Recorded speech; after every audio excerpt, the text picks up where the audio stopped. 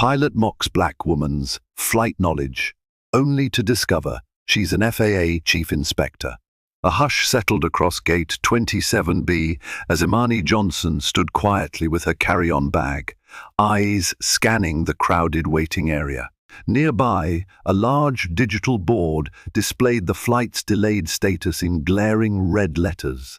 Anyone who saw Imani would have assumed she was just another business traveler, but there was an unspoken confidence about her that suggested she knew more than the average passenger. Unbeknownst to those around her, she held a unique authority within commercial aviation. Today, however, she would encounter a pilot determined to dismiss her expertise, entirely unaware that his condescending attitude might land him in serious trouble. At 5 in the morning, Dallas-Fort Worth International Airport was already stirring with life. The great curved ceilings and shiny tiled floors reflected a sense of modern hustle. Flight boards flickered with updated times and gates, while travelers in varying states of grogginess shuffled from check-in counters to TSA lines, coffee cups in hand. The aroma of fresh baked pastries mingled with the faint scent of jet fuel from the runways just beyond thick glass panels. Imani Johnson, a petite woman in her mid-30s, observed everything with a practiced eye. She was dressed casually, jeans, a fitted blazer, and comfortable flats. She carried a leather shoulder bag containing her iPad, personal documents, and a few items that hinted at her profession, though no one would have guessed it from a distance. Her dark hair was styled neatly, and her expression was both focused and relaxed, as if she had a schedule but wasn't flustered by it. The sun hadn't yet fully risen, painting the horizon with a mixture of purples and oranges. Imani paused to admire the sky through a floor-to-ceiling window, a moment of quiet reverence passing over her. She enjoyed these little instants of calm before stepping into the organized chaos that airports embodied. Her official role carried the weight of responsibility. Imani was a Federal Aviation Administration FAA Chief Inspector. She specialized in operational safety and regulatory compliance. In simpler terms, her job was to ensure the aviation industry followed every rule needed to keep the skies safe. She had the authority to ground a plane if it didn't meet standards, to audit an airline if concerns arose, and to review cockpit procedures with an unyielding scrutiny. Many found her presence intimidating once they realized who she was, but Imani carried out her work with empathy, humility, and a steadfast moral compass. She loved aviation, always had, since she was a child watching planes at the local airport with her father. Given her experiences, Imani was no stranger to prejudice and dismissive attitudes. She'd encountered male pilots who believed a woman, and especially a black woman, couldn't possibly match their expertise in aviation. She'd had to win them over with skill, knowledge, and an unshakable calm. Today, she was prepared for another routine flight to Los Angeles, where she planned to conduct a surprise ramp inspection.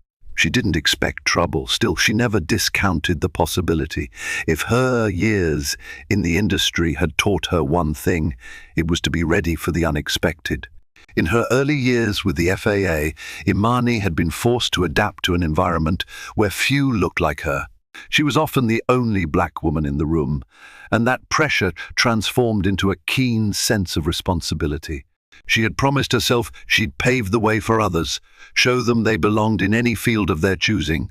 So she kept her voice steady and clear, kept learning, kept flying, and soared above small-minded judgments whenever they arose. She glanced at her boarding pass, Flight 722, operated by Western Winds Airlines, departing Dallas at 7:00 a.m., arriving in Los Angeles at 8:30 a.m. local time. She liked Western Winds well enough. They had a fairly good record with the FAA in terms of safety and compliance, but their financial struggles had led to a few internal cutbacks in the past year. Those cutbacks sometimes resulted in skeleton crews or stretched resources. Imani had been monitoring them closely, as she did any airline showing signs of corner cutting. After passing through security, with minimal fuss, her credentials weren't displayed to anyone just yet. She bought herself a coffee and found a seat near gate 27B. She planned to observe the ground crew operations and passenger boarding. Her schedule didn't require an on-site inspection this trip, but Imani never truly took a break from being watchful. Whenever she traveled, her gaze would linger on the intricacies of airline procedures, the expression on staff members' faces, and the condition of the planes themselves. Sometimes, the smallest detail revealed the largest problem. As Imani sipped her coffee, she overheard a few travelers chatting. A mother reassured her children they'd be on the plane soon. A man in a business suit complained about potential delays. Everyone had somewhere to be, and Imani found their small stories comforting. Travel was a tapestry of personal journeys, woven together in an enormous airport that functioned almost like an independent city. A few gates away, she saw the silhouette of a Western Winds Boeing 737-800 taxiing in. The bright tail fin colors and the airline's emblem glinted in the early morning light. She could almost guess from the ground staff's body language that they were a bit behind schedule. Her phone buzzed with a notification. The flight was delayed 15 minutes. Imani was unconcerned. She had time to spare. A short distance away, she spotted a tall, broad-shouldered pilot exiting the jet bridge from an incoming flight. He wore the crisp uniform of a Western Winds captain. Although Imani didn't know him personally, she recognized his face from a distance. She recalled a colleague mentioning a Captain Mark Griffin. Possibly that was the man standing there, checking his watch impatiently. He had an air of self-assuredness, maybe even arrogance. She noted he was in a heated conversation with a gate agent, something about a quick turnaround. Then he stalked off toward the airline lounge. Imani made a mental note. In her experience, that brand of tension often signaled deeper operational or interpersonal issues. Little did she know how entangled her path would become with Captain Griffin's that very day. Mark Griffin was in his late 40s and had the squared jaw of someone who believed strongly in his own authority. Tall, with broad shoulders and the posture of a man used to giving orders, he walked through the airport as if it were his personal domain. Years of commercial flying had granted him confidence, but also a certain level of cynicism. He considered himself a skilled aviator, a pilot who had earned his stripes through thousands of flight hours and rigorous training. Yet behind that veneer, Mark carried burdens he rarely admitted to anyone: the fear of losing control in a volatile industry, the pressure of schedules that left little room for personal life, and the gnawing worry about pay cuts and job security if Western Winds continued to struggle financially. He had just finished an overnight flight from New York to Dallas, which had been fraught with turbulence and mechanical hiccups. A malfunctioning cabin pressure sensor had forced him to rely on manual cross-check procedures, and the paperwork for that incident had been extensive. He hated writing long post-flight reports more than anything. It felt like a worthless chore, especially since he was convinced the paper pushers at the FAA didn't actually understand real-world flying. So by the time he got to Dallas, he was already in a foul mood. When the gate agent informed him that the flight to Los Angeles was delayed and he would be the operating captain, Mark nearly lost his composure. He wanted a break, a meal, maybe a short nap. Instead, he had to make do with a quick trip to the pilot lounge to splash water on his face. On his way, he fired off a text to his wife, letting her know he'd be late coming home. She replied with a curt acknowledgement. Tension weighed heavily on him, though he refused to show it publicly. It was in that same pilot lounge that he glanced at the rosters and realized a brand new first officer, Jessica Harlow, would be co-piloting with him. Her file indicated limited hours on the Boeing 737. Great, he thought sarcastically. Another newbie to babysit. He wasn't inherently opposed to mentoring, but the day's frustrations colored his perspective. Mark believed that younger pilots just didn't put in the same grit or respect for hierarchy. He scanned the lounge, eventually finding Jessica, a slender woman in her late 20s, with bright eyes. She greeted him politely. "Hello, Captain Griffin. I'm First Officer Harlow." He offered a tight smile. "We'll need to hustle. We're behind schedule." "Yes, Captain," she replied, keeping her tone professional. She picked up on his tension immediately, but decided it was best not to engage, focusing instead on reviewing operational notes for the flight. Their next step was to head to the gate. The flight was posted as Western Wind 722 to LAX. Mark had done the DFW LAX route many times, typically a straightforward run of about 3 hours.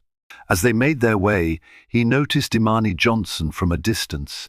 She was an unfamiliar face, and she looked calm, almost too calm.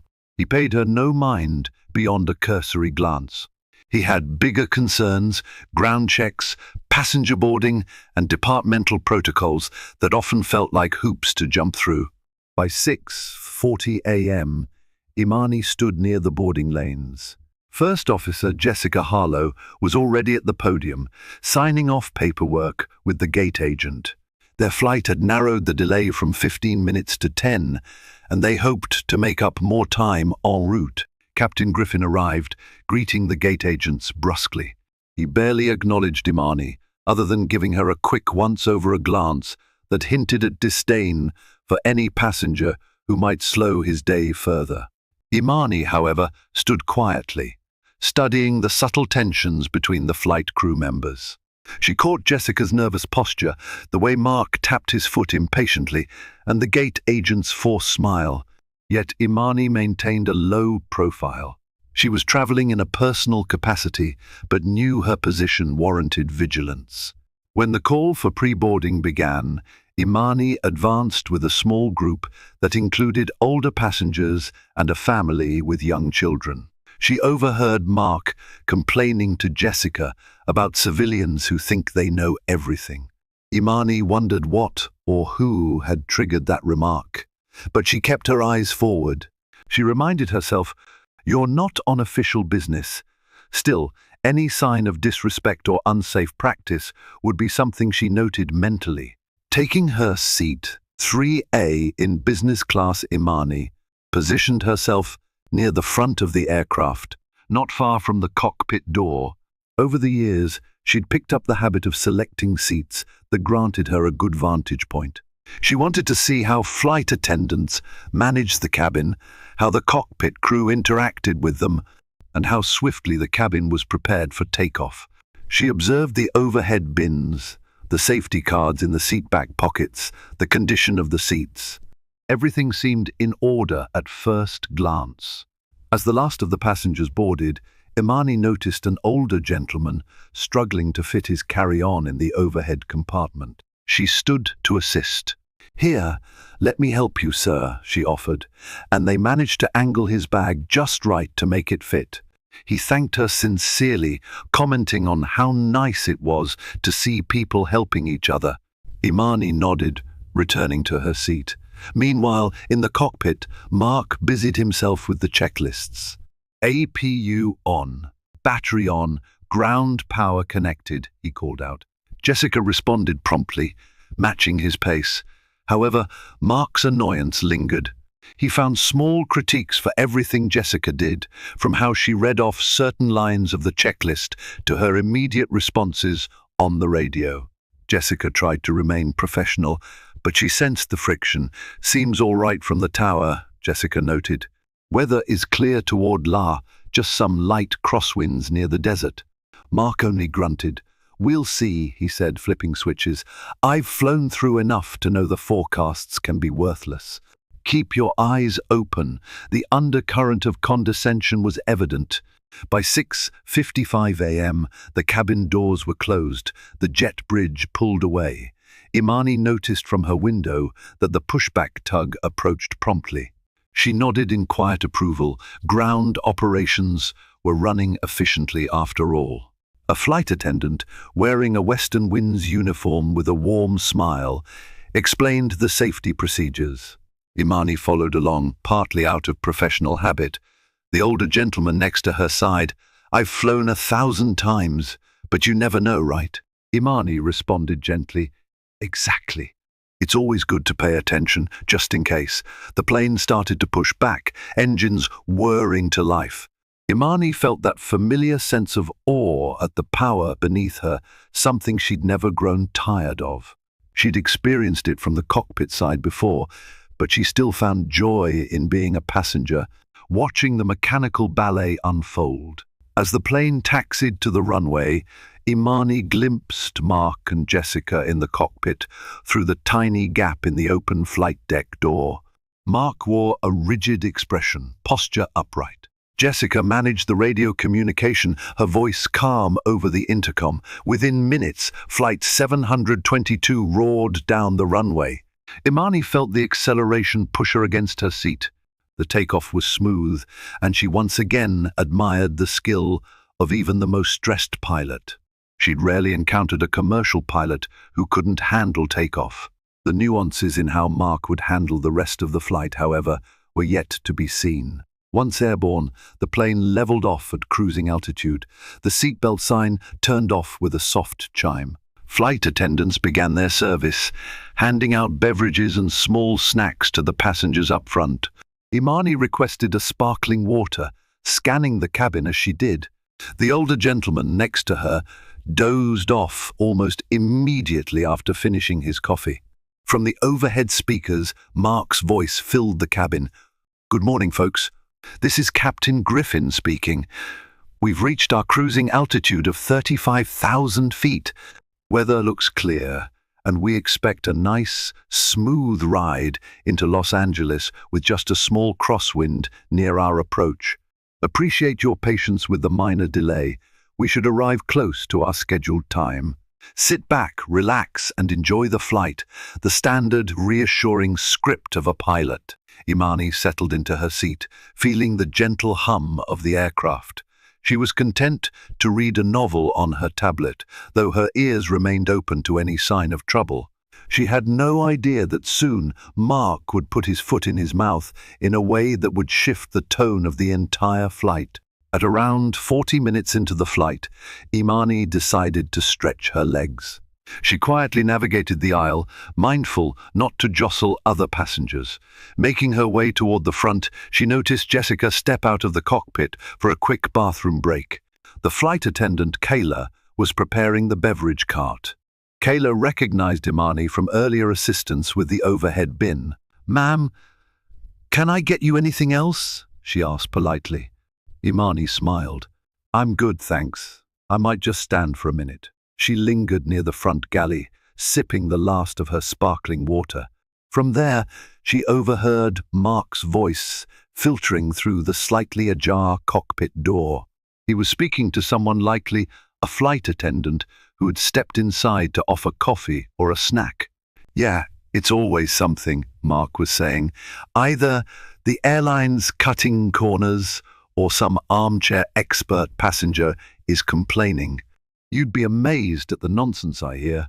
People who read an article online and think they know how a plane works better than me. I've done the hours, you know. I've flown the big jets. I have real experience."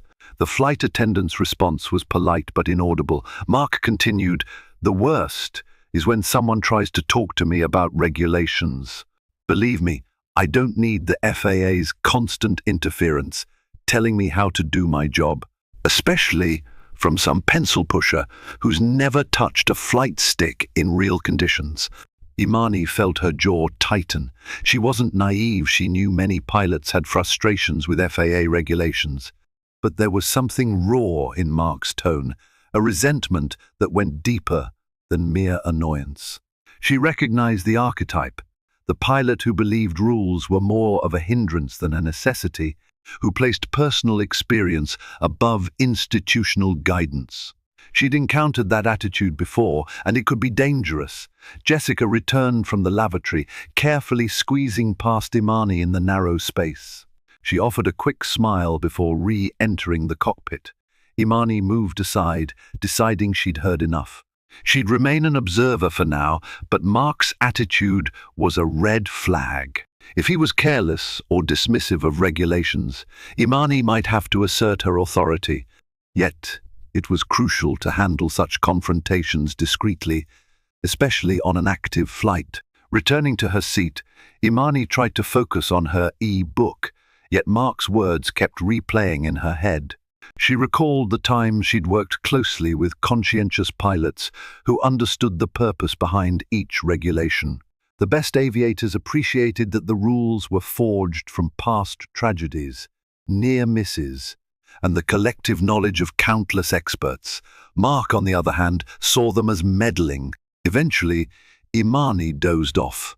The gentle vibration of the plane lulled her into a light sleep, filled with half-dreams of checklists, air traffic control chatter, and her father's voice from years ago telling her, "One day, Eb, you'll be the one to make a real difference up there."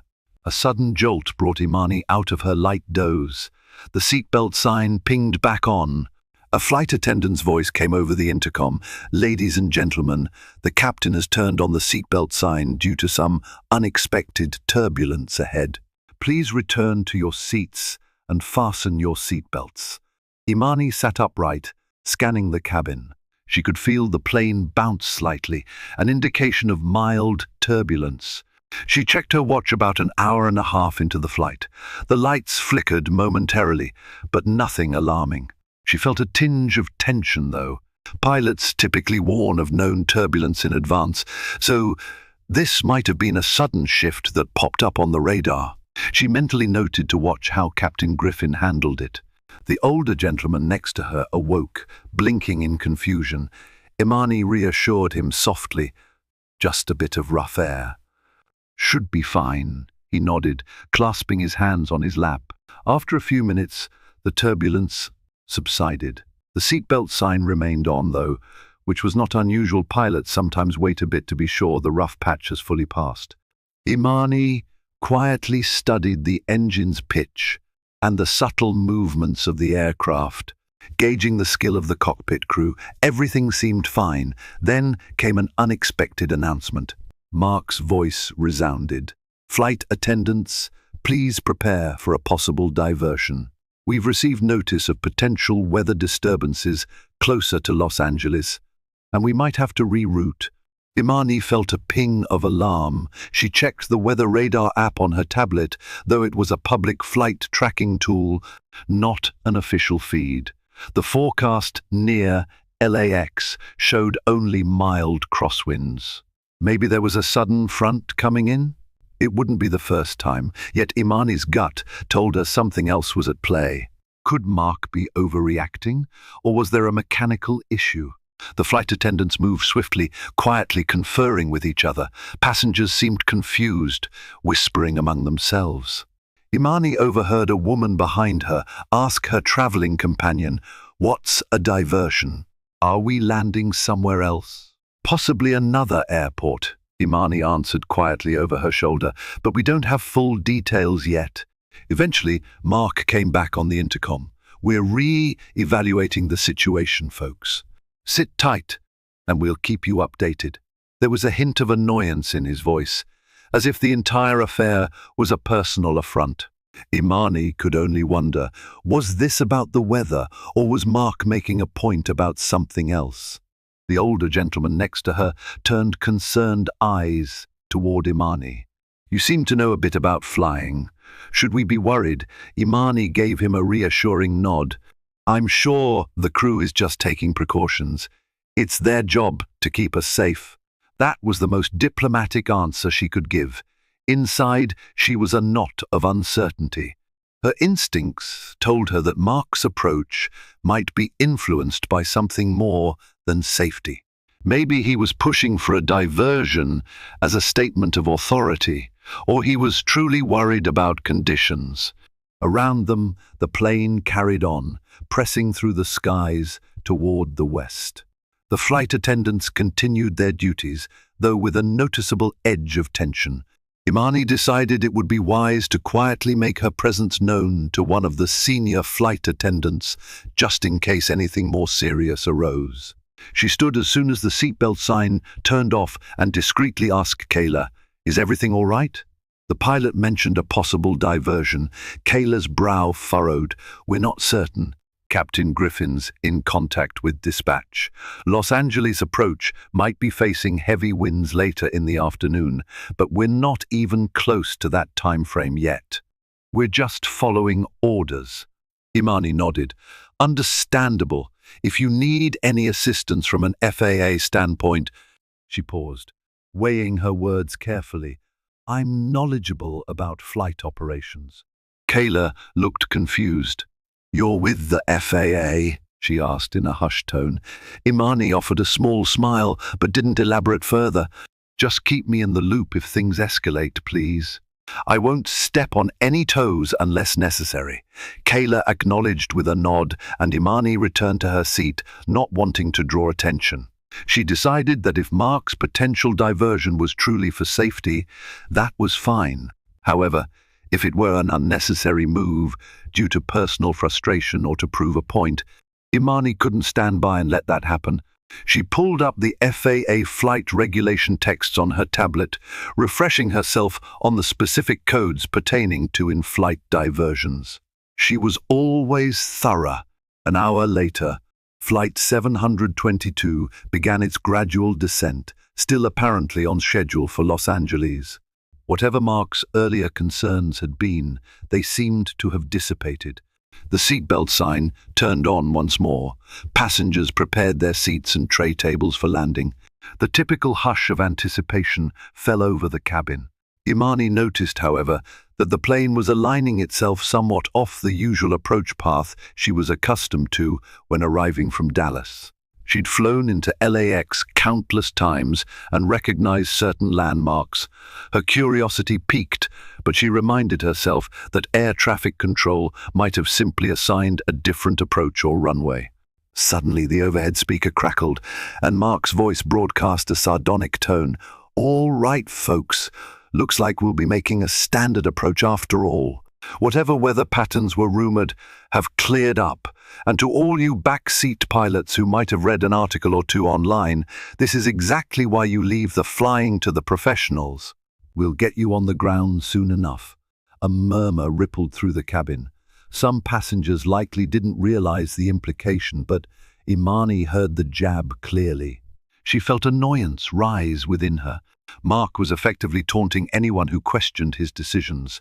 The plane touched down on the runway with a slight bump. Brakes engaged, thrust reversers roared, and eventually Flight 722 taxied to its assigned gate at LAX. It was routine, perfectly ordinary, aside from the tension Imani sensed. As soon as the seatbelt sign turned off, Imani stood, collecting her carry-on. She could see Mark stepping out of the cockpit to bid farewell to disembarking passengers.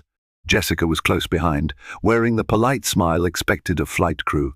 Imani expected a standard routine. Yet, as she moved toward the exit, she heard Mark's voice again. He was talking to a passenger who had apparently questioned him about the earlier diversion announcements. A tall man wearing a polo shirt was asking, "Was that bad weather you were worried about earlier? I was checking a flight tracker, and it didn't show much." Mark's response came loaded with condescension. "Well, that's the difference between real-time flight data from the cockpit and the half-baked stuff on phone apps. Maybe next time, just trust the pilot, okay, pal?" The passenger looked taken aback but nodded, stepping away hurriedly. Imani's ire flared. This wasn't just standard curt behavior, it was borderline unprofessional. She approached the cockpit door, waiting her turn to deplane. As she neared, Mark gave her a once-over. She offered a polite greeting. "Good flight overall, Captain," she said, forcing a neutral tone. Mark rolled his eyes slightly, seemingly uninterested. "Thanks," he replied, adding under his breath, "You folks watch too many videos on the internet about how planes work, one swear." Imani paused, arching an eyebrow. I'm not sure I follow, Mark smirked. I see it every day. Someone with a keyboard or a smartphone believes they can do my job. Maybe read a bit about aerodynamics or instrumentation and assume they know the first thing about commercial aviation. Imani felt her pulse quicken. She took a calming breath. Actually, she replied carefully, some of us have more in-depth knowledge than you might expect. He let out a soft chuckle. Right. Let me guess you read about crosswinds on a blog somewhere. He spoke loudly enough for Jessica and a couple of flight attendants to hear. Jessica's eyes widened, and the flight attendants exchanged nervous glances. At that moment, Imani made a choice. She decided to assert herself just enough to remind Mark that he didn't have the monopoly on expertise. I've done more than reading. I've logged flight hours, worked with airline operation teams, and I'm quite familiar with FAA regulations. This flight was, shall we say, interesting from that standpoint. Mark's face darkened. His reflex was immediate. Oh, an FAA fan, are you? Well, let me tell you something. All those bureaucrats sitting in offices with their rule books, they don't get what it's like in the real cockpit. Dealing with real-time decisions. I suppose you're going to lecture me about this flight, huh? He wore a mocking grin, certain that Imani was just another know-it-all civilian. Imani tilted her head. Before she could respond, Mark continued, Yeah, well, you do your internet research. I'll do the actual flying. Maybe next time you can save me the talk, miss. He looked at her seat number on the passenger, manifest in his hand. Miss Imani Johnson. She gave a tight-lipped smile. Thank you for the flight, Captain, she said. Then, in a measured tone, I'll remember this conversation.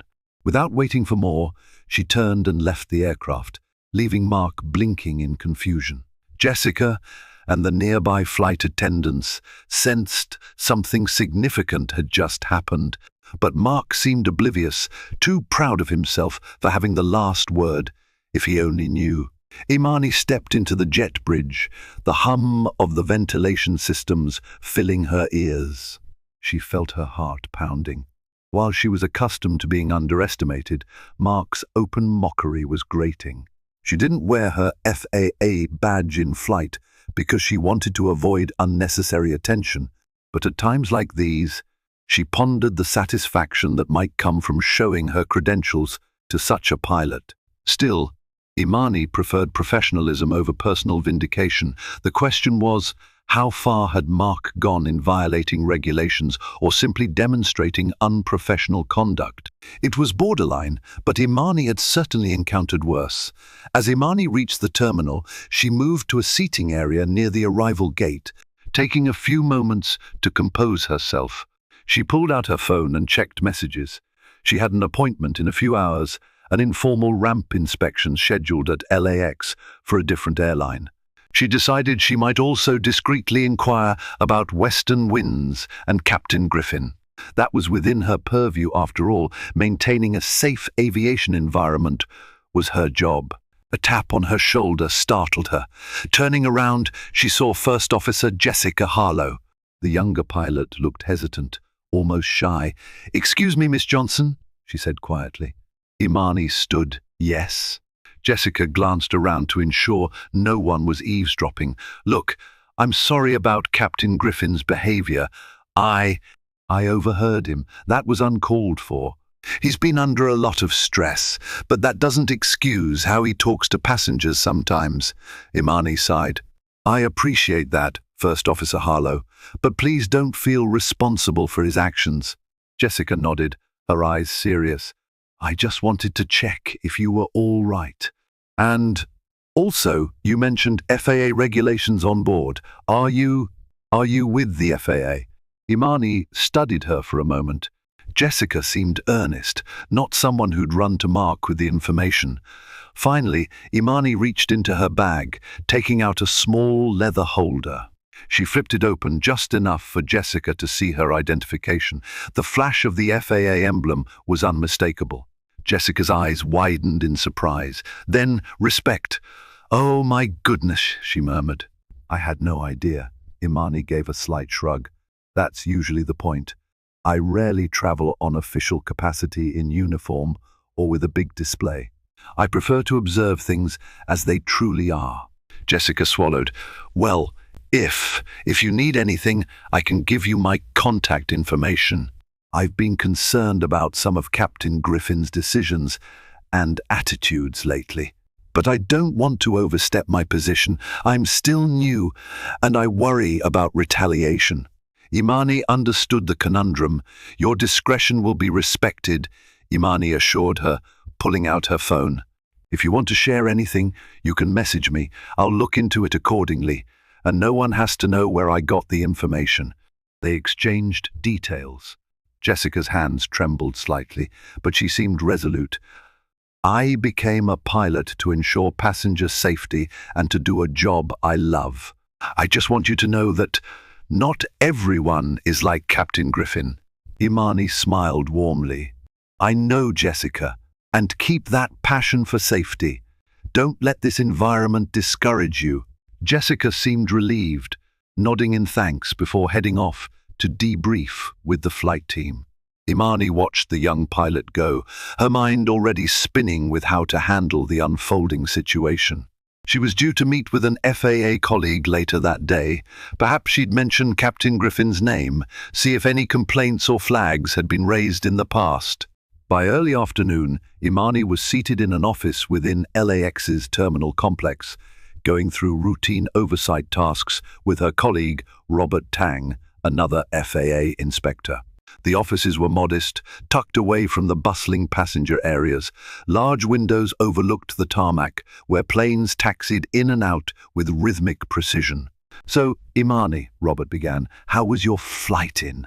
No issues, I assume? Imani leaned back, exhaling. Actually, there might be something worth noting. I flew Western Winds 722 with Captain Mark Griffin. Let's just say he was quite vocal in his disdain for FAA protocols and seemed to consider them a nuisance. He also made a big show of taunting any passenger who dared question him. Robert frowned, typing into his computer. Mark Griffin. Let me pull up Western Winds records. We do have some notes on him from a prior incident. Nothing major, but a complaint about unprofessional communication with ATC. That was about a year ago. Another note indicates he's had a frictional relationship with management, but no official violation we could act on. Imani chewed on her lip. I got the sense he was borderline, potentially undermining safety if he lets his pride get in the way, and his first officer, Jessica Harlow, approached me privately to express concern about some of his decisions. She's green, so she's afraid to come forward openly, Robert nodded. Understood. We can keep an eye on him, see if more red flags pop up. That said, Imani, you're a chief inspector. If you feel the need to do a direct intervention, you've got the authority. She sighed, gazing at the airport operations outside. I don't want to launch an investigation without substantial cause. But if Captain Griffin is truly endangering flights, we have to step in. I'll let this sit for now, see if anything else surfaces.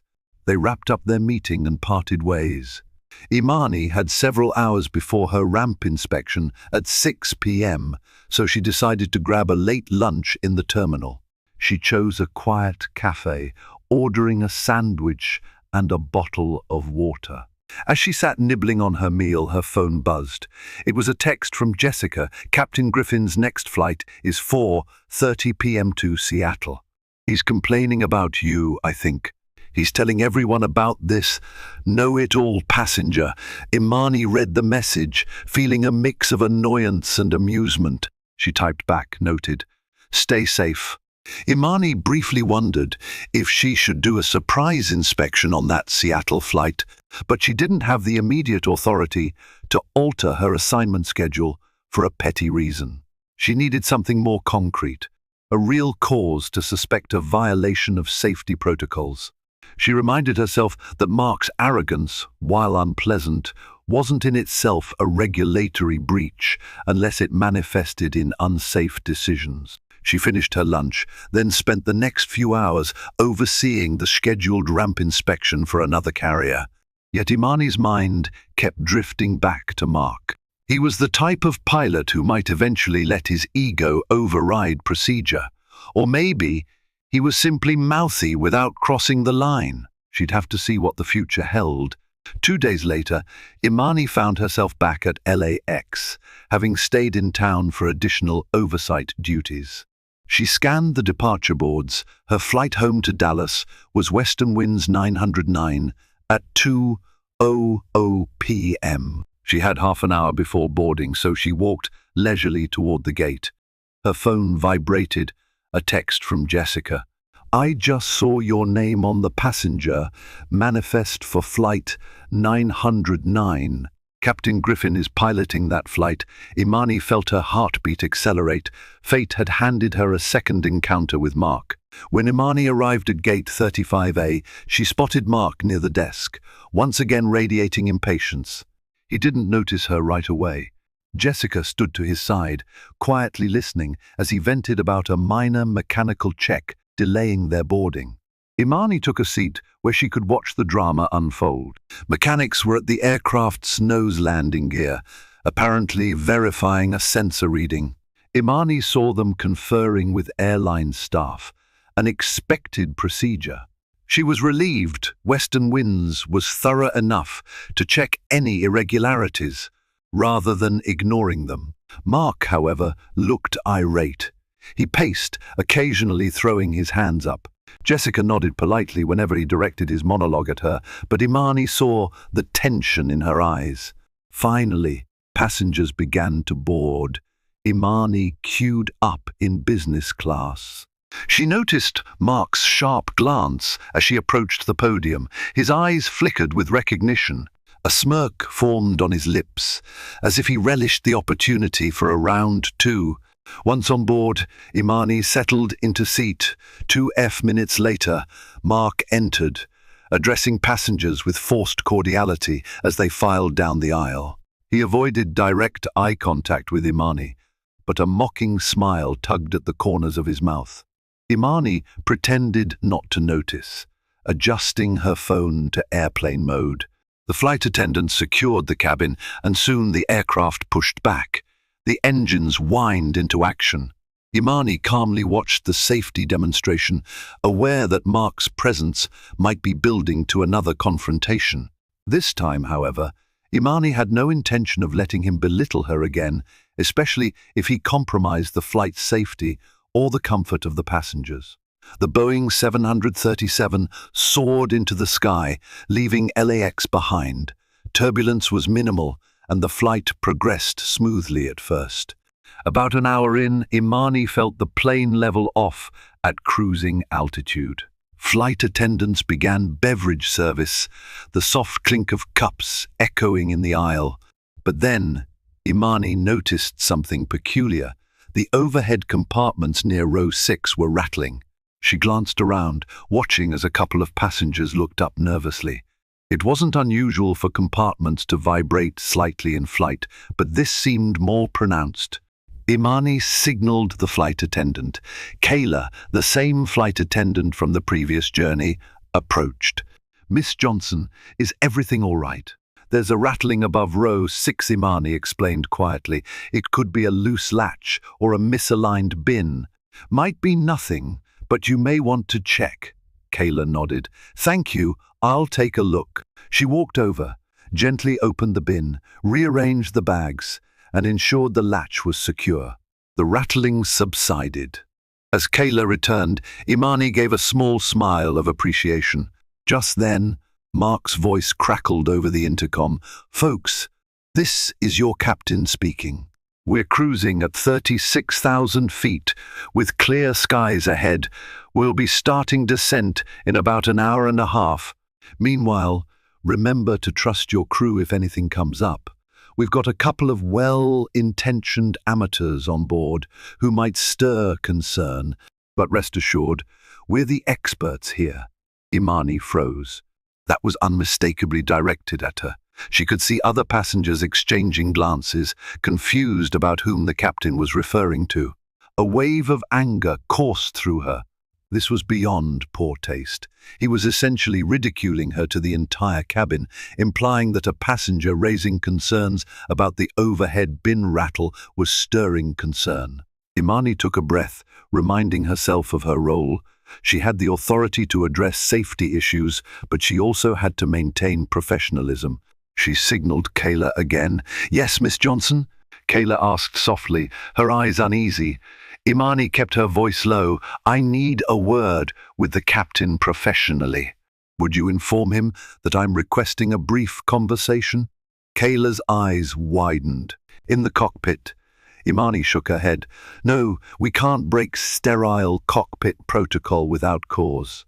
Ask him to step out briefly when convenient, or, if procedure allows, I can speak to him via the interphone from the galley. Let him know I'm an FAA official." Kayla's expression shifted to shock. "Understood," she said, scurrying away. Moments later, Imani saw Kayla speak quietly to Jessica, who nodded and relayed a message through the cockpit door. A few minutes elapsed in tense silence before the overhead speaker clicked. "Flight attendants, remain in your stations." Imani anticipated a response from Mark, but none came. Instead, Jessica stepped out of the cockpit, closing the door behind her.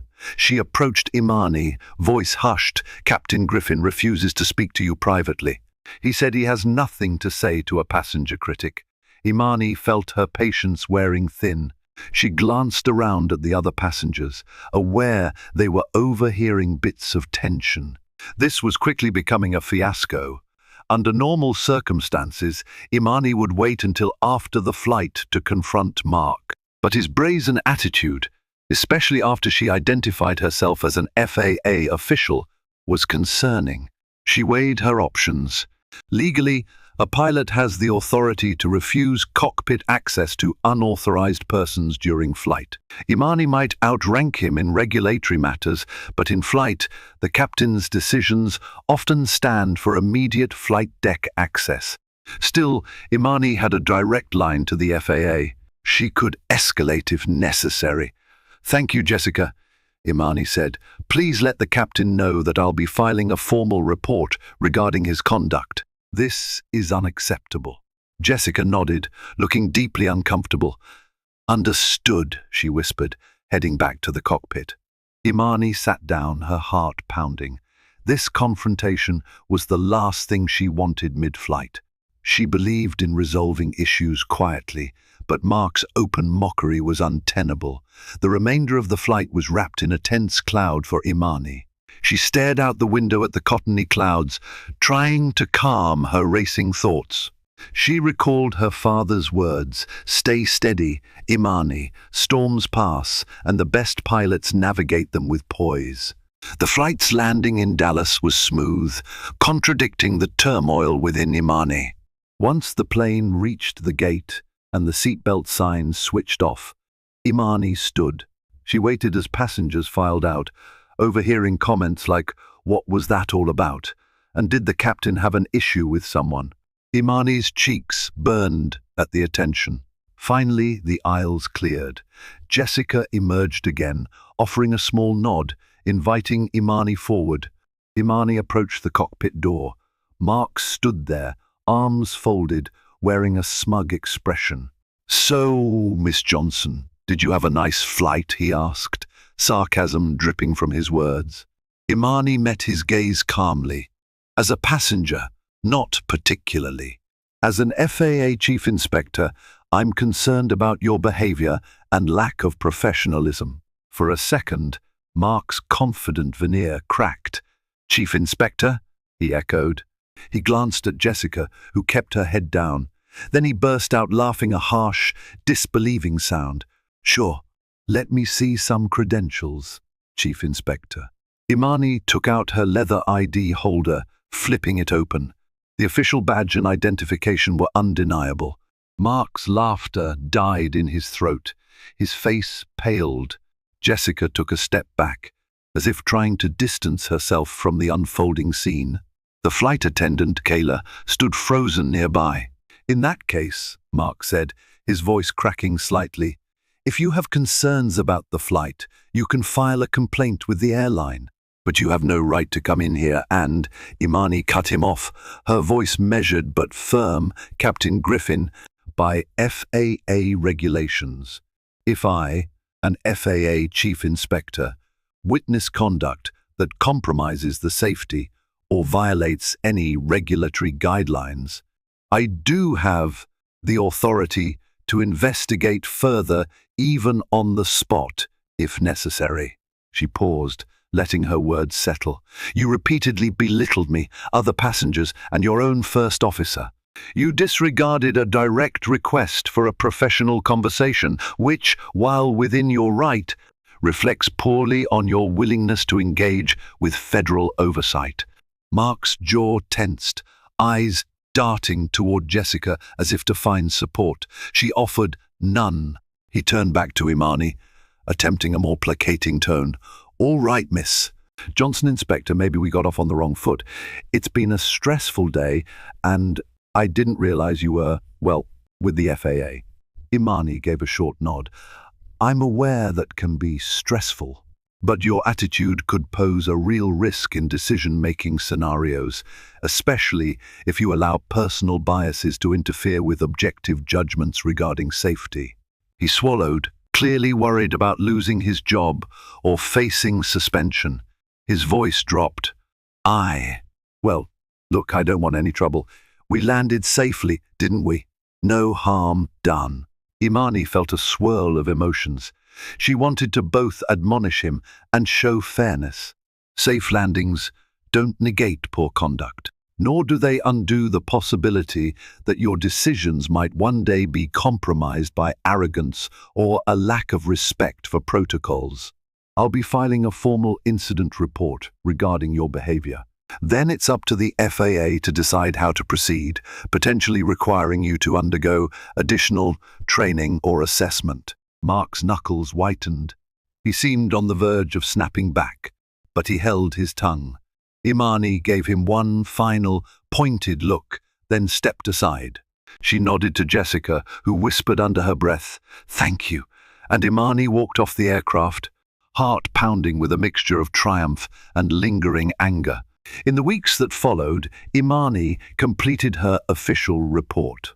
She was careful to include every detail: Captain Griffin's public mockery, his refusal to engage in a professional dialogue when asked by an FAA official, and his previous questionable attitude from the first flight. Jessica quietly submitted an anonymous statement supporting Imani's account, describing Mark's condescension and potential disregard for certain safety advisories. At first, Imani heard little about the ongoing investigation. She knew the FAA's bureaucratic wheels turned slowly. Western Wind's management contacted her, offering apologies and assuring her the matter was taken seriously. Imani remained neutral, letting the process unfold as it was designed. Then, one Monday morning, Imani received an email from her supervisor.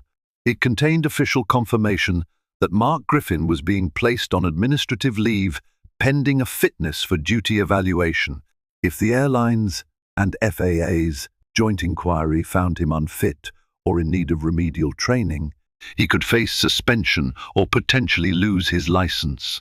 Imani exhaled a breath she hadn't realized she'd been holding. She didn't delight in the downfall of a pilot, but she recognized the necessity. The system existed to protect lives, not to serve fragile egos.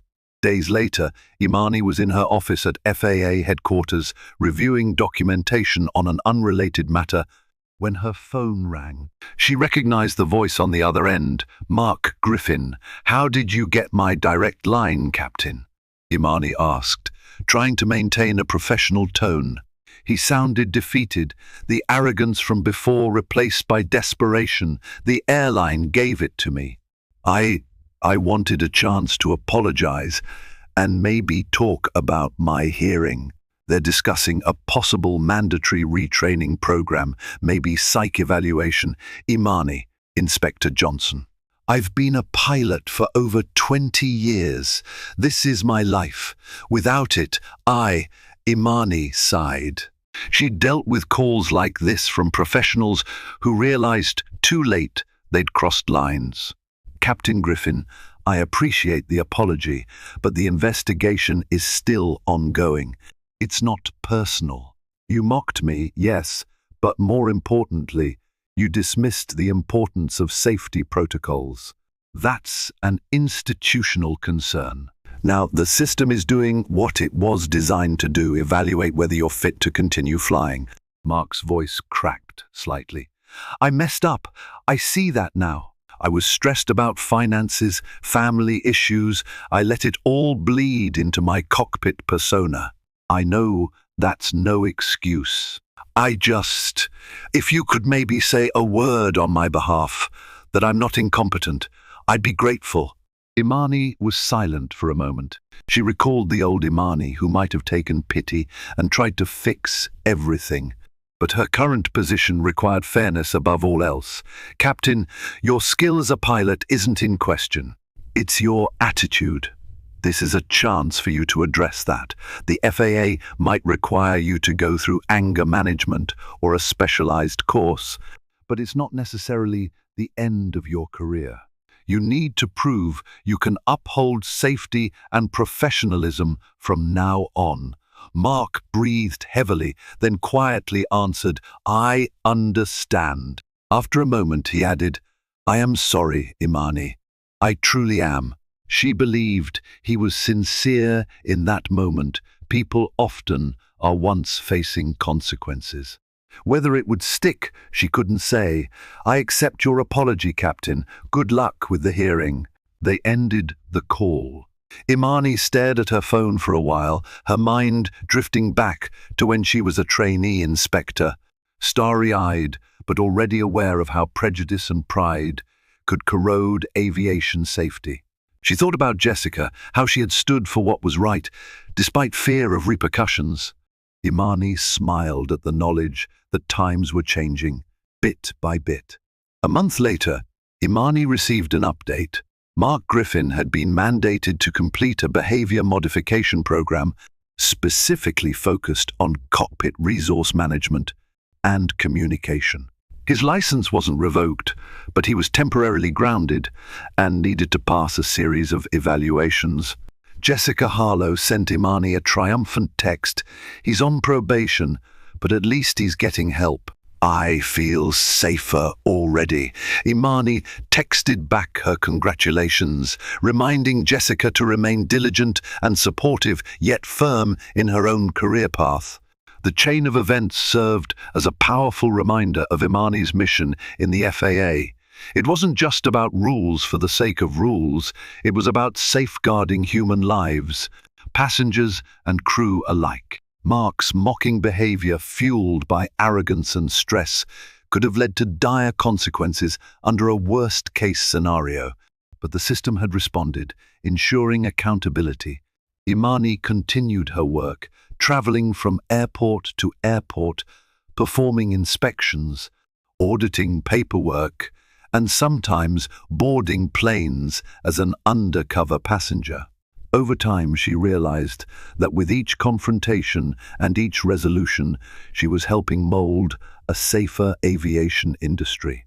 She carried her father's memory with her always, remembering how he used to stand at the fence of their local airport, pointing out planes and saying, "Look at that beauty, Imani.